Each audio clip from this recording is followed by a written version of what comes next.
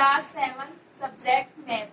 पिछली क्लास में हमने देखा था कि भिन्न संख्याएं क्या होती है, उनका मिश्रित रूप किस प्रकार से बनाया जाता है और भिन्न संख्याओं के गुणधर्म क्या क्या होते हैं।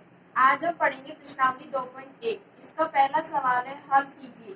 पहला सवाल दिया हुआ है 2 - 3/5। इसे हल करने के लिए इसे हल करने के लिए सबसे पहले हम क्या करते हैं, इसे भिन्न रूप में प्राप्त करते हैं। यानी कि 2 - 3/5, 2 को भिन्न रूप में बनाने के लिए इसके नीचे 1 लगा दिया। अब क्या करते हैं, हम इन दोनों संख्याओं का लसागु लेते हैं, यानी कि 1 और 5 का लसागु लेते हैं। 1 और 5 का लसागु लिया तो आया 5। अब क्या करते हैं कि हम नीचे यानी कि हरों की संख्या का इस लसागु ली गई संख्या में भाग देते हैं। 1 का भाग 5 में दिया तो 5 बार। इस 5 को ऊपर वाली संख्या यानी कि 2 से गुणा किया तो 10। 5 दूनी 10 -3/5 यानी कि 5 का भाग 5 में दिया तो 1 बार। 1 को ऊपर वाली संख्या 3 से गुणा किया तो 3। 10 - 3/5, 10 में से 3 गए तो 7। 7/5 यानी कि 2 - 3/5 का हल क्या हुआ, 7/5।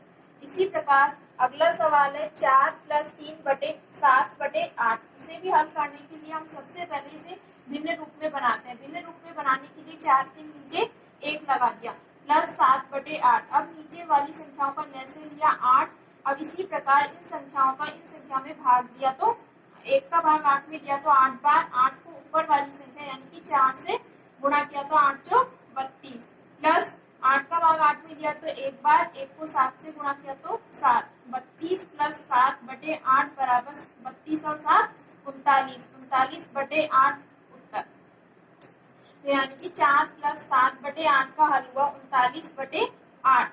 इसी प्रकार हम अगला सवाल देखते हैं 3/5 + 2/7। इसे भी हल करने के लिए सबसे पहले हम क्या करते हैं, नीचे वाली संख्याओं का लसागु ले लिया तो 7 और 5 का लसागु लिया 35। इसका भाग इस संख्या में दिया तो 5 7 बार गया। 7 को ऊपर वाली संख्या यानी कि 3 से गुणा किया तो 21। 7 का भाग 35 में दिया तो 5 बार। 5 को ऊपर वाली संख्या यानी कि 2 से गुणा किया तो 5 दूनी 10। अब हम इन संख्याओं को जोड़ लेते हैं, 21 और 10 31/5। इसी प्रकार हम अगला सवाल देखते हैं 9/11 - 4/15। इसे भी हल करने के लिए हम क्या कर देते हैं, नीचे वाली जो संख्या दे रखी होती है उनका हम लसागु ले लेते हैं। 11 और 15 का लसागु लिया तो 165। अब 11 का भाग 165 में दिया तो कितनी बार गया, 15 बार। इस 15 को ऊपर वाली संख्या यानी कि 9 से गुणा किया तो 135 माइनस 15 का भाग 165 में दिया तो 11 बार। 11 को ऊपर वाली संख्या यानी कि 4 से गुणा किया तो 44। 135 में से 144 को घटा दिया तो कितना बचा, 91/135 165। यही इस सवाल का क्या है, हल है। अगला सवाल दे रखा है 7/10 + 2/5 + 3/2। यानी कि यहाँ पर 3 भिन्न दी हुई है, 7/10, 2/5 और 3/2। इन तीनों भिन्नों का हमें योग ज्ञात करना है। तो हम इनका भी योग ज्ञात करने के लिए सबसे पहले नीचे वाली संख्याओं का लसागु ले लेते हैं। तो 10, 5 और 2 का लसागु लिया तो 10। अब नीचे वाली संख्या का इस संख्या में भाग दिया तो 10 का भाग 10 में दिया तो 1 बार। 1 को ऊपर वाली संख्या यानी कि 7 से गुणा किया तो 7 प्लस 5 का भाग 10 में दिया तो कितनी बार गया, 2 बार। 2 को ऊपर वाली संख्या यानी कि 2 से गुणा किया तो 4 प्लस 2 का भाग 10 में दिया तो 5 बार और 5 को ऊपर वाली संख्या यानी कि 3 से गुणा किया तो 15। अब इन तीनों संख्याओं का योग कर दिया। 15 4 + 7 बराबर में 26/10। इस संख्या को और सरल रूप में प्राप्त करने के लिए इसमें 2 का भाग दे दिया। 26/10 में 2 का भाग दिया तो कितनी बार गया, 2 एकम 2, 2 तिये 6 यानी कि 13/5।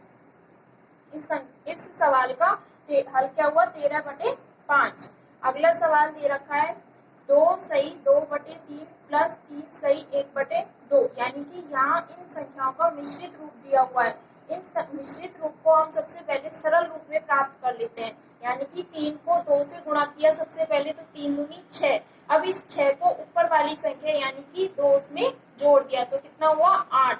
तो यानी कि इसका सरल रूप हुआ 8/3 प्लस 3 सही 1/2। इसे भी सरल रूप में बनाने के लिए सबसे पहले 3 को 2 से गुणा किया, 3 दूनी 6। 6 में 1 जोड़ दिया 7, 7/2। अब ये संख्या हमें एक सरल रूप में प्राप्त हो गई। अब इसको हल करने के लिए हम सबसे पहले क्या करते हैं, इन दोनों संख्याओं का लहसे ले लेते हैं। तो 3 और 2 का लहसे लिया तो 6। अब वही रूप 3 में 6 का भाग दिया तो 2 बार 2 को ऊपर वाली संख्या यानी कि 8 से गुणा किया तो 8 दूनी 16 प्लस 2 दिए 6। 3 को ऊपर वाली संख्या यानी कि 7 से गुणा किया तो 21। 16 प्लस 21 बराबर 37/6। अब इस संख्या को भी हम क्या कर देते हैं, मिश्रित रूप में बनाने के लिए इस संख्या में इस संख्या का भाग दे देते हैं। यानी कि 6 का भाग 37 में दिया तो कितनी बार गया, 6×36। शेषफल बचा 1। तो 6 सही 1/6। इस सवाल का हल यानी कि इस सवाल का उत्तर हुआ 6 सही 1/6। अगला सवाल दे रखा है हमें 8 सही 1/2 माइनस 3 सही 5/8। यानी कि इस संख्या में से इस संख्या को घटाना है। तो लेकिन इसे घटाने के लिए सबसे पहले क्या करते हैं, हम इसकी भिन्न संख्या को इसे साधारण रूप में प्राप्त करते हैं। यानी कि 8 दूनी 16 प्लस 1 17/2 माइनस 8 दिए 24 प्लस 5 29/8। यानी कि इस मिश्रित रूप को सरल रूप में प्राप्त कर लिया। अब हम इसे साधारण रूप से ज्ञात कर सकते हैं। इसके लिए 2 और 8 का लहसे ले लिया। 8 2 का भाग 8 में दिया तो 4 बार। 4 को ऊपर वाली संख्या यानी कि 17 से गुणा किया तो 17×4 = 68 माइनस 8 का भाग 8 में दिया तो 1 बार। 1 को ऊपर वाली संख्या यानी कि 29 से गुणा किया तो 29। 68 माइनस 29 बटे बराबर में 39/8। यानी कि इसे मिश्रित रूप में और भी प्राप्त कर सकते हैं। तो इसलिए इसका मिश्रित रूप हुआ 4 सही 7/8। यानी कि इसका हल हुआ 4 सही 7/8। दूसरा सवाल है, निम्नलिखित को अवरोही क्रम में लिखिए। यानी कि हमें जो संख्याएं दे रखी है उन संख्याओं को हमें क्या करना है, अवरोही क्रम में व्यवस्थित करना है। अवरोही क्रम क्या होता है, घटता हुआ क्रम। यानी कि 2/9, 2/3 और 8/21 को हमें किस रूप में लिखना है, अवरोही क्रम में लिखना है। तो अवरोही क्रम में लिखने के लिए हम सबसे पहले क्या कर देते हैं, इन भिन्न संख्याओं का विस्तार करके देखते हैं। तो विस्तार किया यानी कि विस्तार करने के लिए हमें इन संख्याओं को दशमलव रूप में प्राप्त करते हैं। यानी कि 2 में 9 का भाग दिया तो यानी कि 2 का भाग नहीं गया तो इसलिए क्या कर दिया, पॉइंट लगा दिया। पॉइंट लगाया तो यानी कि 9 दूनी 18। यानी कि 2/9 का विस्तार हुआ 0.2। इसी प्रकार 2/3 का 0.6। इसी प्रकार 8/21 का 0.3। अब हम देखते हैं कि इन सभी संख्याओं में से सबसे बड़ी संख्या कौन सी है। यानी कि सबसे बड़ी संख्या 0.6, उसके बाद 0.3, उसके बाद 0.2। यानी कि अवरोही क्रम कैसा क्रम होता है, बढ़ता हुआ क्रम। यानी कि सबसे पहले सबसे बड़ी संख्या, उसके बाद उससे छोटी, उसके बाद उससे छोटी। यानी कि अवरोही क्रम में आप व्यवस्थित किया तो यानी कि सबसे बड़ी संख्या 2/3, फिर उसके बाद 8/21 और उसके बाद 2/9। तो ये इसका क्या हो गया, व्यवस्थित रूप हो गया। यानी कि अवरोही क्रम में इसका व्यवस्थित रूप हो गया। इसके बाद में ऐसा ही दूसरा सवाल है, 1/5, 3/7 और 7/10। यानी कि इन संख्याओं को भी हमें क्या करना है, अवरोही क्रम में व्यवस्थित करना है। अवरोही क्रम में व्यवस्थित करने के लिए हम सबसे पहले इनका विस्तार करके देखते हैं। तो यानी कि 1/5 का विस्तार करने के लिए यानी कि हमें इन्हें दशमलव रूप में प्राप्त किया। प्राप्त करने के लिए 5 में 1 का भाग देते हैं तो भाग नहीं जाने पर हम क्या विस्तार किया तो यानी कि 1/5 बराबर 0.2। यानी कि 1 में 5 का भाग देते हैं, भाग नहीं जाने पर इसका क्या कर देते हैं, दशमलव लगाने पर हमें 1 0 प्राप्त होती है। तो 5 में 1 का भाग दिया तो यानी कि 5 दूनी 10। यानी कि इसका विस्तारित रूप हुआ 0.2। आगे भी इसको हल कर सकते हैं। 3/7 का 0.3, 7/10 का 0.7। अब हम देखते हैं कि इन सभी संख्याओं में से सबसे बड़ी संख्या कौन सी है। यानी कि 7/10 का मान है 0.7। उसके बाद में 3/7 का 0.3, इसका 1/5 का 0.2। यानी कि इनका अवरोही क्रम क्या हुआ, सबसे पहले सबसे बड़ी संख्या यानी कि 7/10, उसके बाद 3/7 और उसके बाद 1/5। अब हम अगला सवाल देखते हैं कि एक जादुई वर्ग में प्रत्येक पंक्ति, प्रत्येक स्तंभ एवं प्रत्येक विकर्ण का योग समान होता है। क्या यह एक जादुई वर्ग है। यानी कि हमें इस सवाल में देखना है कि हमें एक वर्ग दिया हुआ है और इस वर्ग में प्रत्येक पंक्ति, प्रत्येक स्तंभ और प्रत्येक विकर्ण का मान समान है या नहीं। यदि प्रत्येक पंक्ति और प्रत्येक स्तंभ और प्रत्येक विकर्ण का मान समान है तो यानी कि यह क्या है, एक जादुई वर्ग है।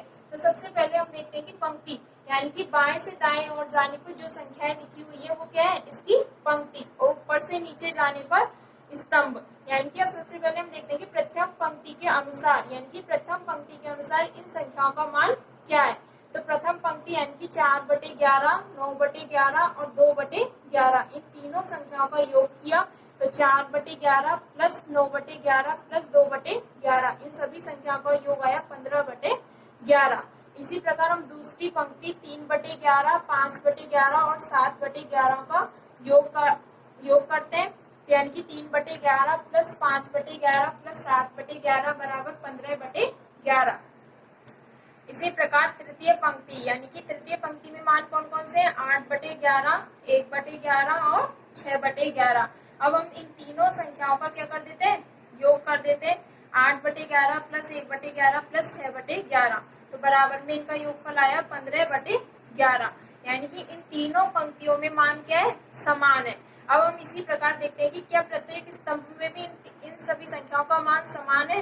तो इसके लिए हम देखते हैं कि प्रथम स्तंभ के अनुसार प्रथम स्तंभ का मान यानी कि 4/11, 3/11 और 8/11, हम इन तीनों स्तंभ यानी कि तीनों प्रथम स्तंभ के तीनों संख्याओं का योग करते हैं।